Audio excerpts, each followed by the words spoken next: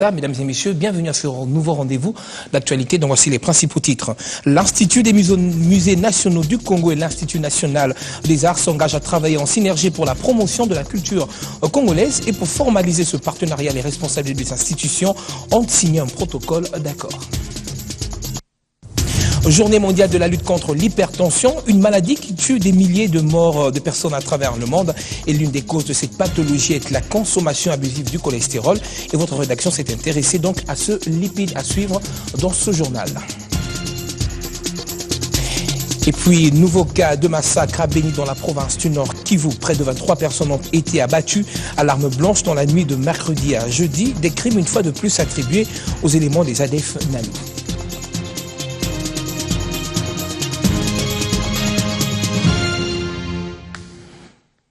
Bienvenue à tous. Je vous le disais et tantôt, la série des tueries dans la ville de Beni semble ne pas être finie. Cette nuit, près de 23 personnes ont été abattues à l'arme blanche par les ADF NALU, une fois de plus cités dans cette série de massacres. Les faits se sont donc déroulés au groupement de Batangi Badou, en territoire de Beni, toujours dans la province donc, du Nord Kivu. Une situation qui n'arrange guère les choses alors que la population, je vous le rappelle, observe depuis ce lundi une ville morte pour réclamer justement que cette série de massacres cesse. Cri de colère donc de la population qui manifeste ainsi son ras-le-bol face à cette situation. Certains d'entre eux, interrogés par notre permanent dans la région après la réunion d'évaluation des forces vives sur la situation, ont affirmé qu'ils se prendraient désormais en charge. Et donc pour calmer le jeu et rassurer ainsi la population de la contrée, le vice-premier ministre, ministre de l'Intérieur, se trouve actuellement à Beni. Évariste Bochab rassure ainsi la population de l'implication du gouvernement congolais pour rétablir la quiétude et la paix dans cette partie du pays. Il appelle toutefois la population à collaborer de commun accord avec les FARDC pour dénoncer les coupables. Je vous propose ici de l'écouter. Il est au micro d'Éric Moussi, notre permanent dans la région. Nous avons rencontré toutes les couches de la population, la société civile, les mutualités, les jeunes, les partis politiques. Et nous avons affirmé l'autorité de l'État. L'État est partout, l'État ne peut pas abandonner sa population. Nous avons remercier et féliciter la population de Beni pour son patriotisme, son sens du devoir, car elle ne s'est pas laissée berner par l'ennemi. L'ennemi est commun, nous devons mettre toutes nos forces ensemble pour le bouter dehors. Et c'est ce que la population a compris, c'est ce que la population a fait. Les mesures, la plus grande mesure, c'est la vigilance. Nous avons redit ce que nous avons dit, cette police et sa police ensemble. Et la cruauté de l'ennemi puisse diviser la population congolaise. Nous avons dit que la population doit comprendre que cette police et sa police, l'armée c'est son armée, ensemble pour la même cause, qu'on développe la même synergie, de sorte que l'ennemi puisse battre en retraite. C'est ce qui a été fait. Évariste Bochab répondait donc aux questions de notre permanent dans la région. Et voilà que ces fauteurs de troubles ont toutes les bonnes raisons de s'inquiéter suite à la mise en garde du commandant de l'opération Soukola 1. Il a fait savoir après que la traque effectuée donc par les éléments des FARDC où 19 rebelles ADF NALU ont été capturés et plusieurs autres armes ont été récupérées.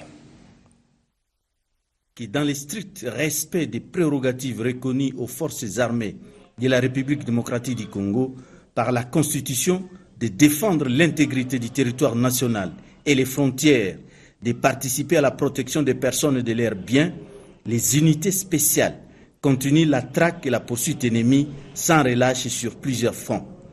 Pour les journées d'avant-hier et hier 12 mai, les hélicos des forces armées de la République démocratique du Congo ont effectué des frappes chirurgicales sur des positions ennemies causant de lourdes pertes à ces derniers. Pour aujourd'hui, le bilan fait état de 19 ADF tués et plusieurs armes et munitions récupérées. Et du côté ami, 4 militaires sont tombés sur le champ d'honneur, dont un officier supérieur et un officier subalterne. C'est pourquoi il continue à exhorter la population de ne pas rompre les mariages scellés entre elle et son armée, de continuer à faire confiance à celle-ci, de ne pas céder aux manipulations, à l'intox et à la propagande ennemie, d'alerter tout mouvement, car le déclin de l'aventure des ADF pointe à l'horizon. Afin de préserver la paix et permettre aux forces armées de la République démocratique du Congo de continuer sans relâche la traque de l'ennemi qui est à la fin de son aventure, les commandements des opérations se réservent les droits de procéder à des arrestations et de traduire tout fauteur de troubles dans les instances judiciaires pour qu'ils y répondent de ces actes. La paix à Béni ne pourra être définitive qu'à la conjugaison d'efforts de tout un chacun. Je vous remercie. Et au chapitre électoral, les femmes réclament que soit respecté le quota dans le dépôt des candidatures pour les élections provinciales, mais aussi la plateforme des associations des femmes venues des différents coins de la République démocratique du Congo sont à Kinshasa pour se rendre compte du déroulement justement du processus électoral en cours et ont interpellé ainsi les législateurs sur le respect, je vous le disais, du quota octroyé à la femme dans les instances de prise de décision. S'imprégner de l'évolution du processus électoral, c'est l'essentiel des échanges entre le bureau de la campagne Rien sans la femme et quelques membres du bureau de la Commission électorale nationale indépendante. Lancé par la plateforme des associations de femmes venues du Nord et Sud Kivu, de la province orientale et Kinshasa, ces délégués interpellent les autorités, spécialement les législateurs, pour le respect du quota octroyé à la femme dans les instances de prise de décision. Dénommer Rien sans les femmes consiste à amener le législateur à modifier l'alinéa 4 de l'article 13 de la loi électorale pour que les partis politiques, les regroupements politiques puissent se présenter des listes sur lesquelles il y a des noms des femmes et des hommes. Fahida Mwangilo renseigne que la campagne a réceptionné plus de 200 000 signatures. Cette plateforme s'emploie à la prise en compte des femmes dans les listes électorales. Nous sommes en même temps en train d'encourager les femmes en ce temps où on est en train d'élaborer les listes électorales, que ces femmes viennent nombreuses solliciter d'être sur les listes. La questeur de la CENI, cadre de concertation chargée de femmes, rassure de l'appui de son institution à cette campagne. La CENI est une institution d'appui à la démocratie, donc elle reste attentive à toute demande ou inquiétude qui concerne le processus électoral.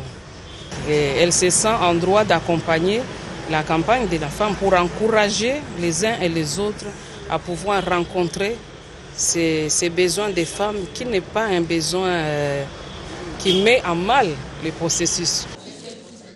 La délégation a formulé quelques recommandations et suggestions à la centrale électorale, notamment l'accréditation des observateurs long terme dans la province où le vice-président renseigne qu'une équipe sera déployée dans les prochains jours.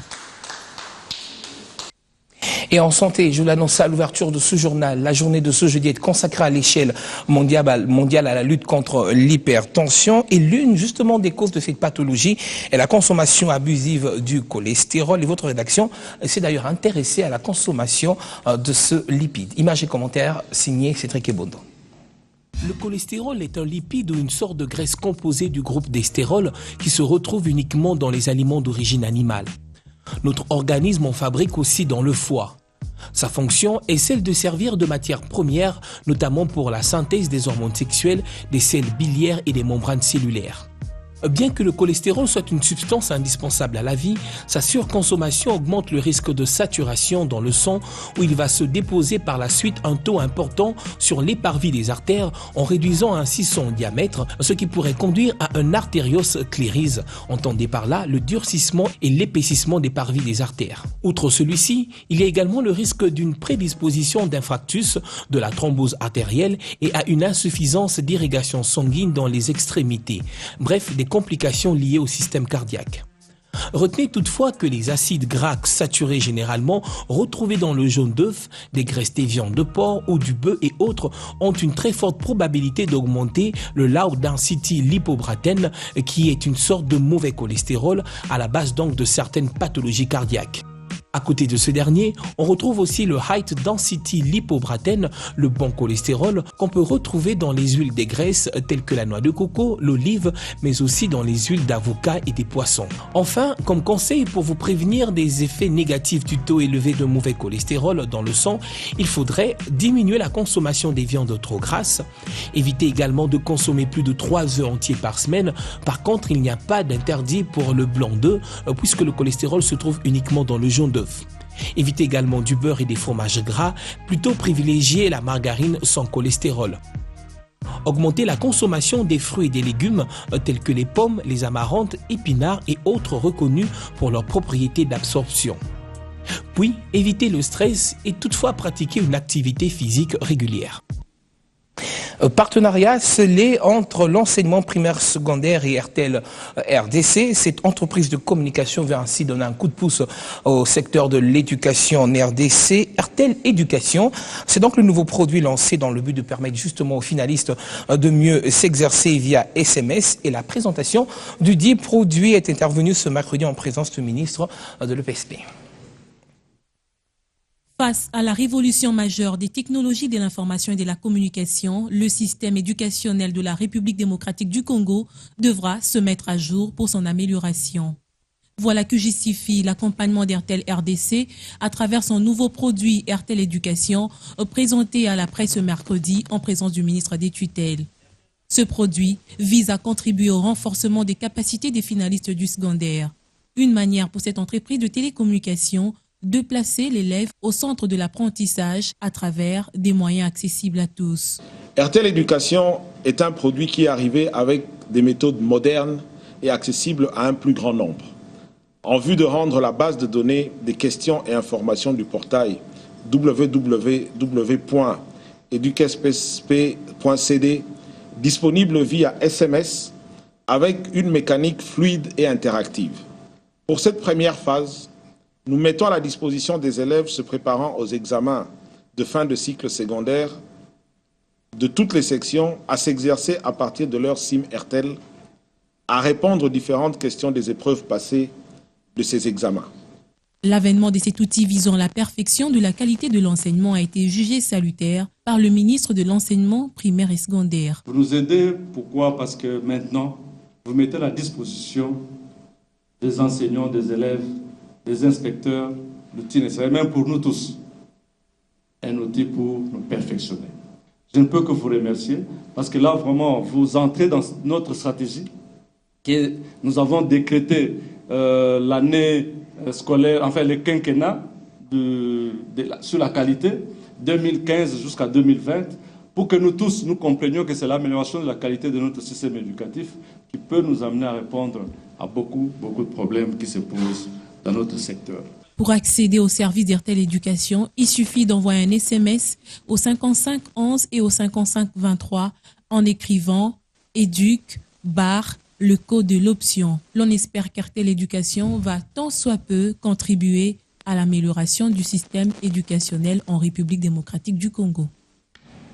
Et puis ce communiqué avant de poursuivre ce journal, la Direction générale des impôts rappelle aux contribuables assujettis à l'impôt professionnel sur les rémunérations IPR, à l'impôt exceptionnel sur les rémunérations versées au personnel expatrié IRE et à la taxe sur la valeur ajoutée TVA que l'échéance de souscription des déclarations afférentes au mois d'avril 2015 intervient ce vendredi 15 mai donc de l'année en cours. Aussi sont-ils invités donc à s'acquitter de leur obligation à la date précitée. Passé ce délai, il sera procédé à l'application des pénalités fiscales conformément à la loi. Communiqué Dieudonné Lokadi Monga.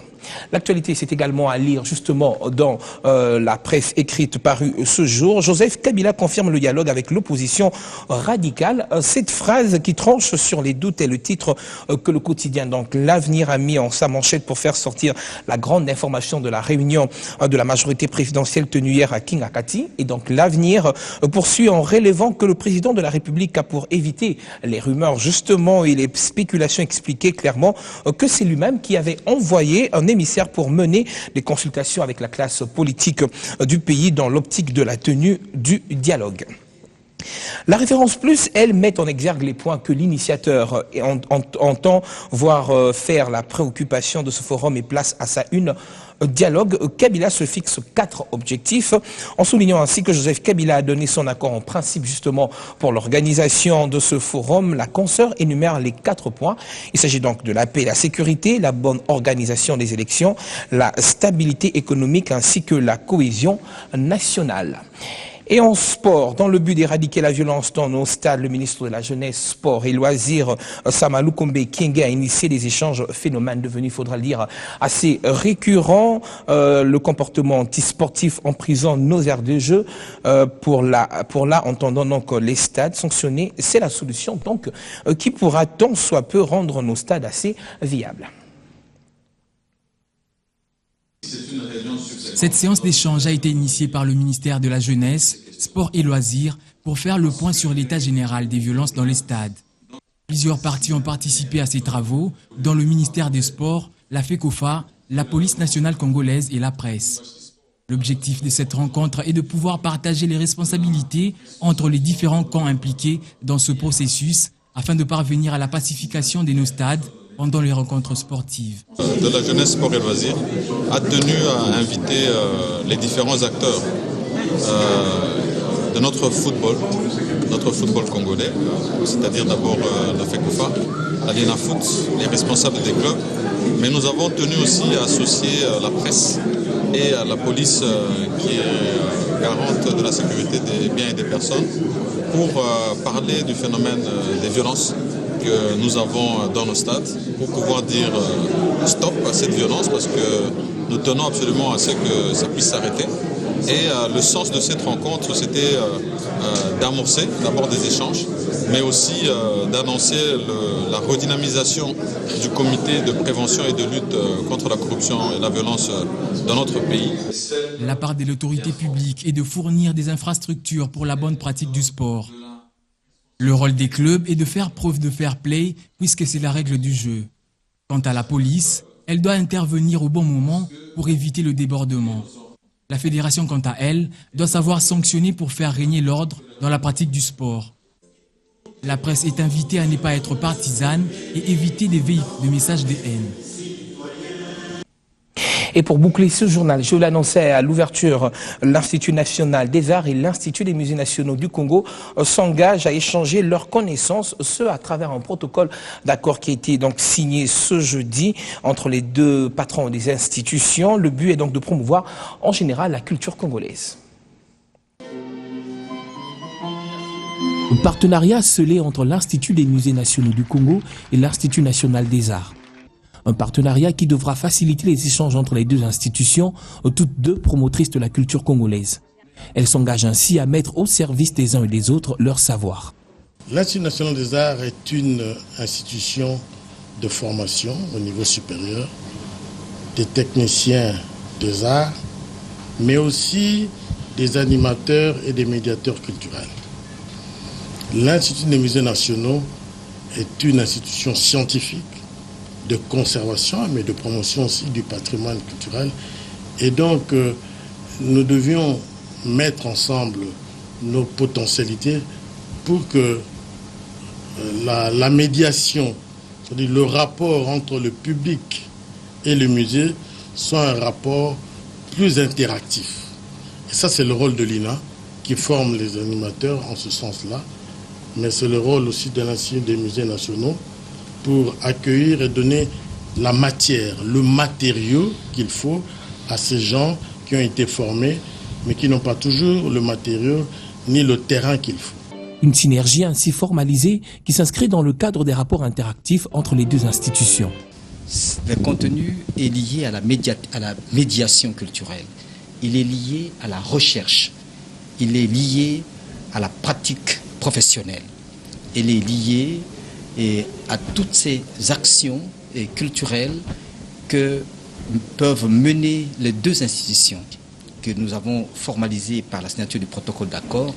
Nous la mettons dans une perspective qui permette la promotion du patrimoine culturel, mais aussi la promotion de deux institutions. Voilà qui devra encore davantage mettre plus en exergue les valeurs culturelles de la RDC, mais également les promouvoir sur la scène internationale. Fin de cette édition d'actualité qui est également en continu sur notre site internet www.bone-tv.com.